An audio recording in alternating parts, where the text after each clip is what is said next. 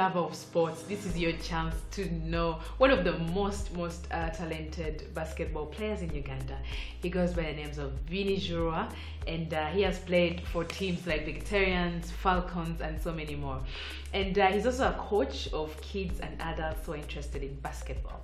Ladies and gentlemen, Vinnie Jurua. Hello. Hello, Stella. Welcome to the show.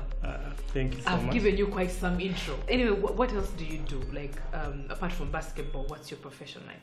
Yeah, apart from basketball, I'm a general manager of a medical supply company. Okay. Yeah, and I'm also a coach. I coach at International School of Uganda. Okay. Then I also, of course, coach a vegetarian basketball club. Okay. Then I also work for a media company called Deep End Sports Media. Okay. I'm a soccer analyst and, of course, a basketball commentator for the local league in Uganda. What inspired you to do basketball? In high school, basketball was a sport for the girls. It was a cool sport. Soccer was for those guys who liked eating a lot. Yeah, so Yeah. the girls inspired me to play basketball, but at the end of the day, I fell in love with the sport. At first, you were employing Victorians, as far as I know. Yeah. And then you left Victorians and went to Falcons. Yeah. And then you became a coach to the Victorians. Yes. How did that affect the team? It affected the team, first of all, in a negative way. When I left the team, there was a wide gap left. Okay. The team got relegated, so we went to the lower division, but positively I came back and coached them, and the skills I acquired from Falcons, one of the most famous teams in Uganda. Yes. So I acquired skill in terms of coaching, playing. When I came back, helped the team, and they really benefited. Do people earn from basketball? Like, do people earn a living? Yeah, definitely they earn from basketball. As players, there are lots of teams outside there these days that really pay well, like City Oil, Yeah. of course Falcons, we have Warriors. They pay players per month. Those professional basketball players, do they face some challenges? How are their working conditions when they're on court? Back in the day, conditions were really tight. So players used to hustle getting like water, uniforms. It was really tight. Yeah. But of recent, teams have actually acquired money. The sponsors are able to come and support teams. So it has now been easy for the teams to acquire what they never used to get in the past, like uniforms, jerseys, shoes, transport allowance. So it has really become easy of late. Oh, that's great. What are some of the best basketball teams in Uganda that you know? The best basketball teams currently, of course, Falcons is the team I play with. Of course, it has to be. It's the best basketball team. It has about 6 championships. Then, of course, City Oil is a new team in Uganda. They have about 7 championships. Then Power Basketball Club, Warriors. I think those are the best teams in the country. I've heard of Warriors as well. Yeah. Are there people who love basketball? Like, you see loyal football fans now? Are there loyal basketball fans? I think there are some loyal basketball fans, but basing on the fact that games are usually played on Friday, people use it. People come to the basketball arena and chill before the nightlife. So I do not really think they're basketball fans.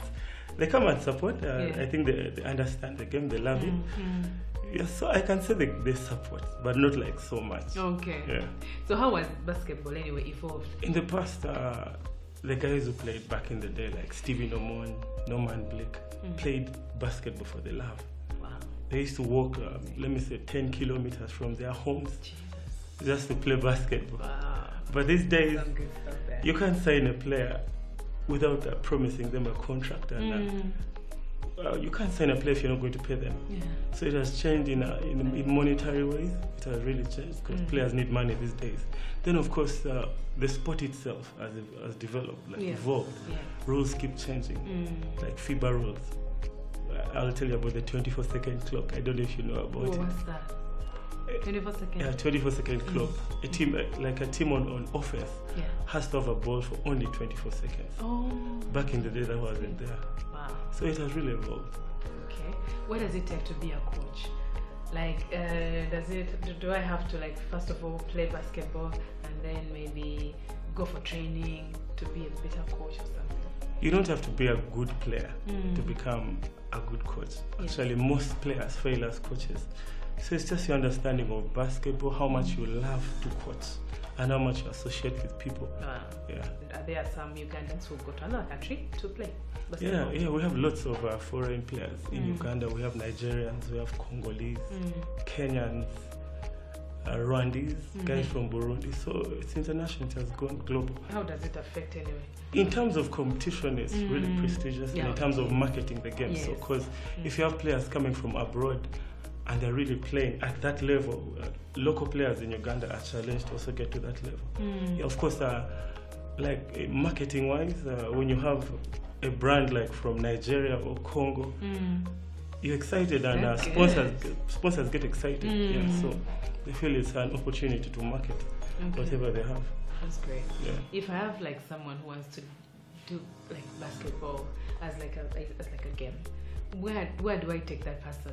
We have lots of basketball camps in the country currently. Okay. We have the O12 basketball camp, which used to be in Kavira. Then of course we have iHoops. It's a basketball camp, usually at MTN Arena Lugogo.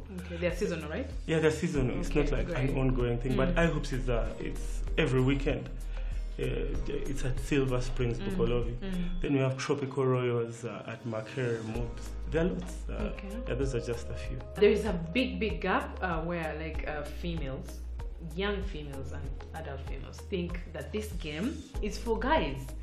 There's a big gap. So talk about that. Girls fear playing manly games, which is not a good thing. The truth is basketball is for everyone.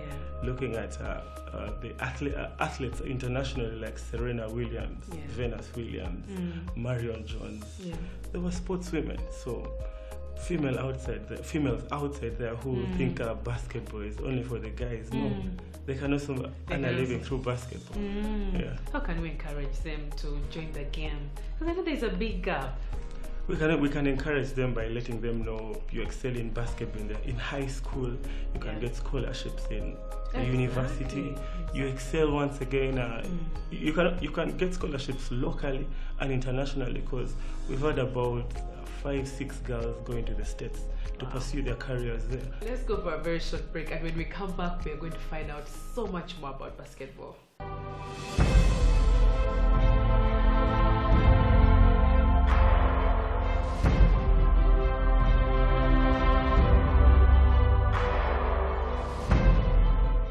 Welcome back from the break. We are still with Vinnie Jurua. He's a basketball player and also a coach, and there's so many other things.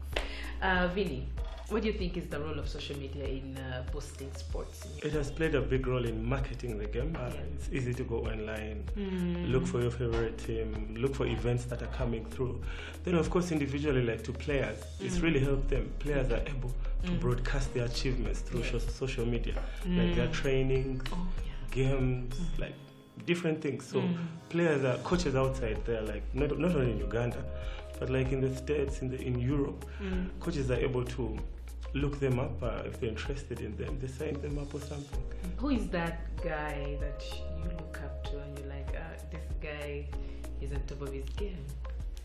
Locally, Stevie Namanzi. He's actually a former Falcon. He used to put on jersey number 12 in Falcons. Wow. So when I joined Falcons, I also put on jersey number 12. He handed it to me peacefully and with a smile. So locally, I look at Stevie Namanzi. So that was a yeah, of course, that felt really good because I used to look up to him. Then internationally, Kobe Bryant. Of course, he retired, but I still look up to him like crazy. His work ethic. He used to work really hard, and I believe in hard work. So I look up to Kobe Bryant. Okay. What are your plans for 2020? 2020, I want to win a championship. Like, I've never won a championship. Falcons is a 6-time champion. I want to win a championship as a player. Then as a coach, I really want to take it to another level. I'm actually pursuing a master's in physical education. I work with kids a lot at international schools, so I really have to like take that master's course to improve like on my work ethic. So that's my plan for 2020. Okay. What are you working on currently? Because Are you traveling anywhere for a tournament, or do you have games coming up? I'm focusing a lot on coaching at the international school. Okay. We have a trip to Addis Ababa, that's in Ethiopia. That's next week. So we have an international tournament. So that's what we're really looking at. Oh, that's good. What advice do you have for those people who want to join basketball or want to join any team, any sport? Give them some word of advice to them. You have to be disciplined to achieve your goals. Then the little kids outside there, please listen to your parents. Yes. Professional career first, then basketball comes second. Then of course God. Yeah.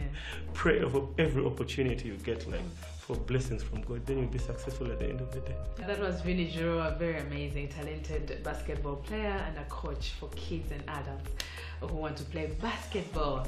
Now, yeah, I know we're going to show you some of the, like his show reel, the videos, and then all those things that he does, and you guys are going to enjoy. So to catch our full episodes, go to our all social media platforms and follow Mapenzi Media, and trust me, you'll have a good time. Till next time, my name is Stella Nante. This has been Open Up.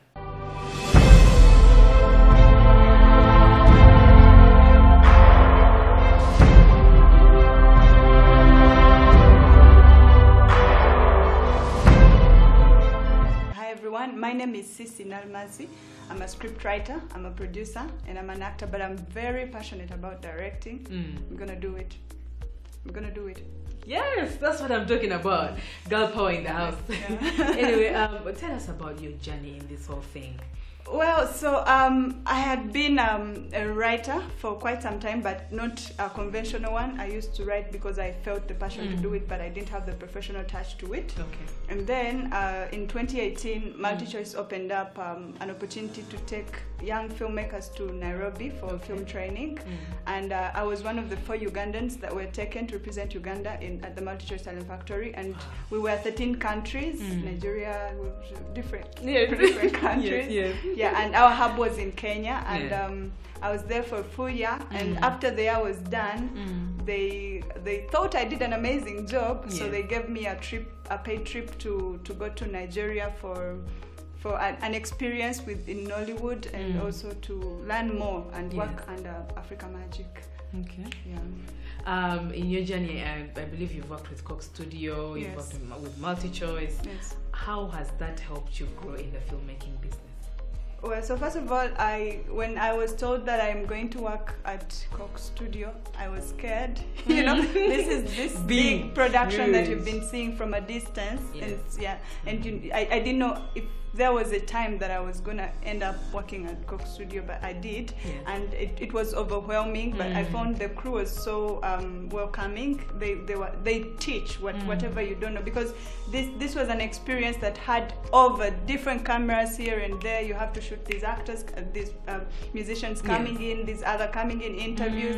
Even their leisure time, we were supposed to shoot everything. Share with us your experience, like how it has been.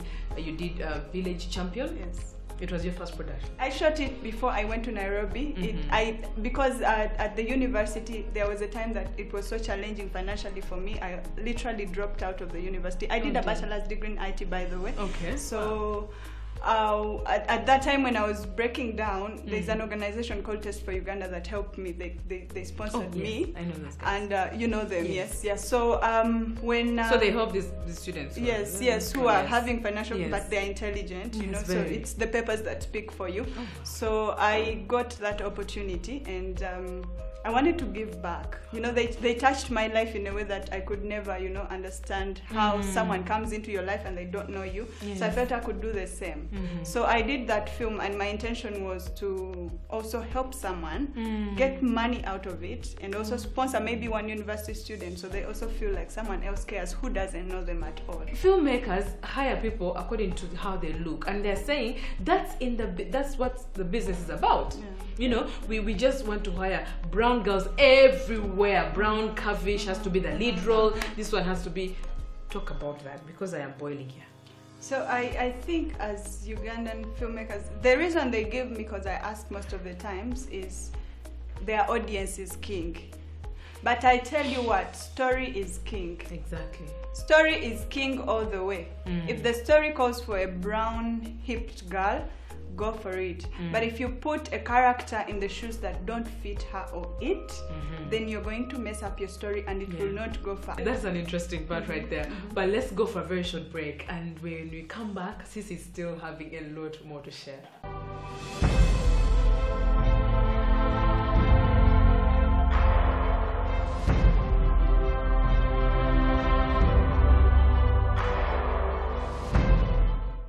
Welcome back from the break. We were just talking about talent versus the looks. Now, I remember one time when we were being hired to act in a movie, this director said, how many followers do you have on Instagram? Wow. I was lost for words by that time. I've just joined Instagram. About 1,000. It's like, oh, I'm so sorry. We are looking for people who have like above 10,000. How is that even possible? But they do that. Okay, I would understand to a level that, sometimes they are looking for a savior for their film. You know this kind of band where they need we need a lead singer to be famous for the film to capture. But that's a sign that they don't trust the story, that the story will not go far. Maybe this person will go far, and you find that it's the lead actor that will drive the story. So to some level, I understand it's all about the audience. It's all about the pump, pumping your audience and making them feel like this film has big stars, Yes. Yeah, but it's cliche. It is these days. Anyway, do you think we need more filmmakers in Uganda? Yes. Yes, we do. There's so many African stories that are not yet told that require new perspective.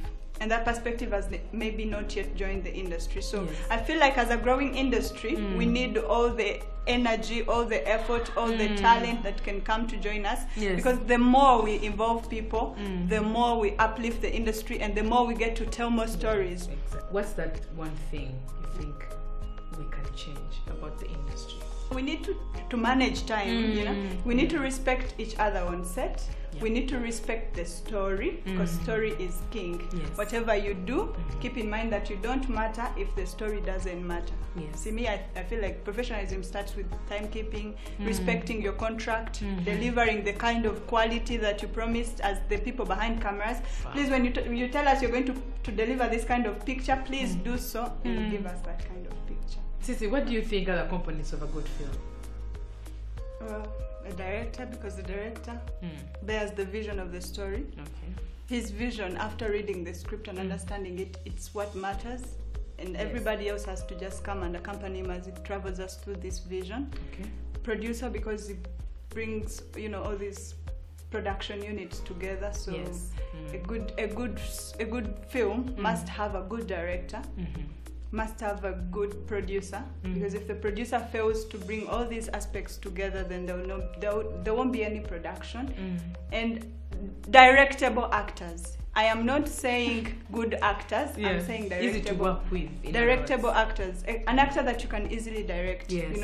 Editing. Editing determines the pace the film takes. So if it's a good editor, then they'll give us the good kind of film that we need. Also the cinematography, that is key, because the aesthetics of the film depend on that. The lighting, the camera angles, the shots, all that determines the beauty of the film. Anything else? Sound! Jesus, sound is 50% the film, everybody. So sound should be respected. They have to record ambience, they have to record dialogue, they have to record follies, So you have to give them time. And this, I think, as the industry in Uganda, we need to work on it. We do not fix it in post. You have to give the sound person the time. Exactly. Give them the time to record their ambience, to record room tone, to record every single aspect of their sound that they need. If they say this take was perfect for you in camera, it was perfect, but they say I didn't get the sound well, allow them to record it again. Because if the sound is messed up, the film will be messed up at the same time. I wanted to comment about child labor in film. These kids are put in movies and then all those things, and then they're not paid. Could you please talk about that? So I think that comes with talent management. We haven't reached that point where we have talent managers that come on set and take care of these kids and also remind them that they need to go to school. You know, I've worked on many productions that has kids, but you know, they just cut them from school and they're like, you know, this day we are shooting. So they should be paid just because they're exactly. They contribute to the story, and they deserve compensation for their time and talent and everything. Yeah. So I don't know, sometimes we want people to do things and we don't know that it will start with us. I'll pay them because I want us to grow together, but you know, maybe when other filmmakers will look at what I do, they will also copy a leaf on how to work with their people, because they'll leave them, they'll not want to work with them. So there was a sexual harassment, you know, going on with a famous TV personality, and some ladies complaining they were raped and you know, all those things. Do you think that is in the film industry somewhere at some point? I don't know how a girl ends up in a guy's room if they didn't abduct you. You know, it goes both ways. How does a girl end in a guy's room unless they abducted you somewhere, and they put you in this room maybe? So I think we as females, at the same time, are putting ourselves in the positions to be, you know, harassed. So the film director is calling you, come to my place and we do rehearsals. Why would you come? Which kind of rehearsals are those? Exactly. Do not give them a chance to exploit you. Please stay professional. I've seen girls who say, I need that role. Tell me anything. I'll do anything. Exactly. By saying I'll do anything, what do you mean? Will you go and read the script? Everybody will read the script. Please protect yourselves. HIV is real. And other diseases, you know, please stop putting yourselves in positions to be harassed. When we were shooting like some famous TV drama, girls would actually send nudes before they send their profiles. No. Exactly, to the director.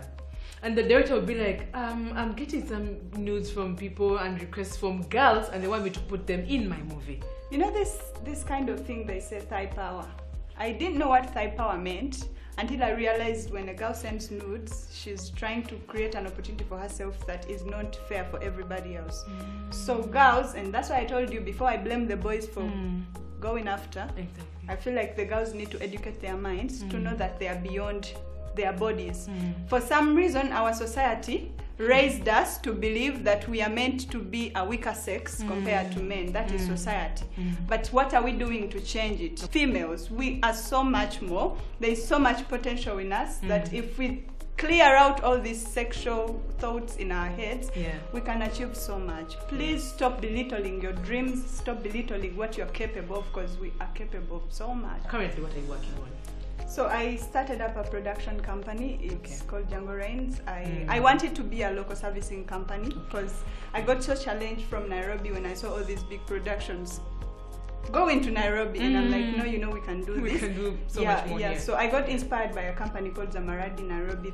They do servicing. So like when Hollywood comes in and they want to shoot something, of course, as the policies in Kenya, you cannot shoot something unless you collaborate with a local production. So if we get servicing companies that can do the job on ground, maybe some of these deals will come. And also because I'm going to travel a lot, I know I will meet people that would want to come back home.